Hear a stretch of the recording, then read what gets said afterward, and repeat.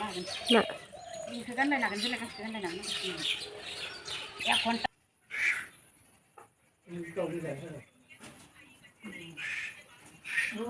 सानसे टिसार्ट थिखोना होनो नाङाबा जालांसो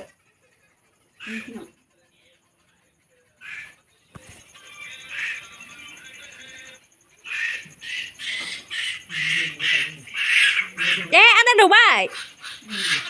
हे सानसे थिखोना दोनदों आं गावनि फिसा नङा दौदो ना नै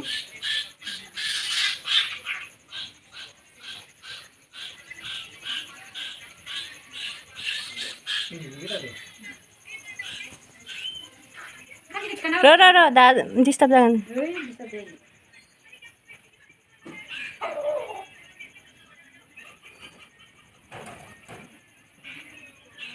मैगंखौसो लांदो नै मैगंखौ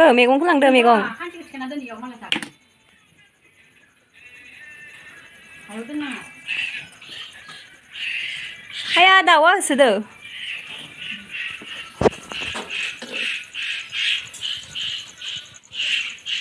दौहैबाय नै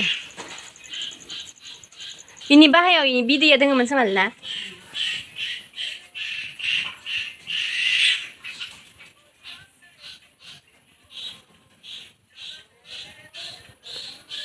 बै दाउआ खेबना हरबायना नङाबा इयावनो दंमोन बेखौनोथ' सायाव दोन खानसिखौ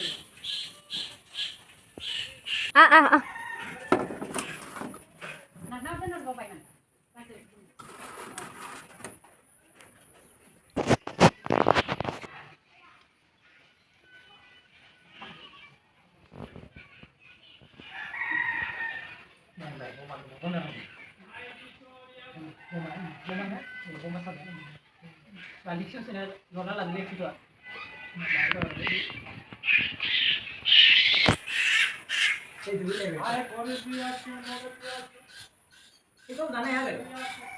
फिसा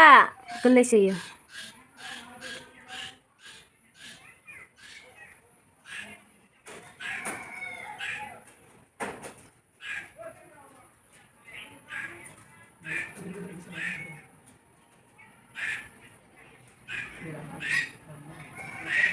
बिहरदो फिसाखो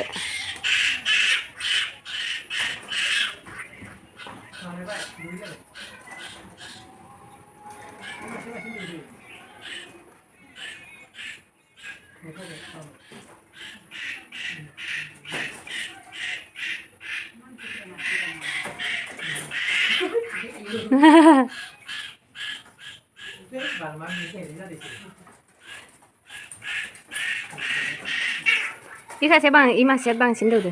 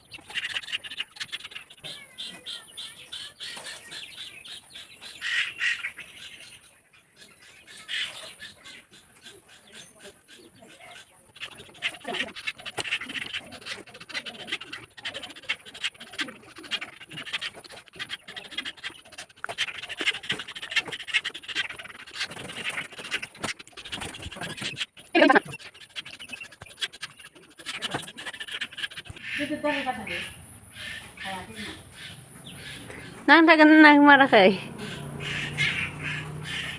होबाय होनो लांफैदो होगोमोन इयो फि गिदिरखाय होआखै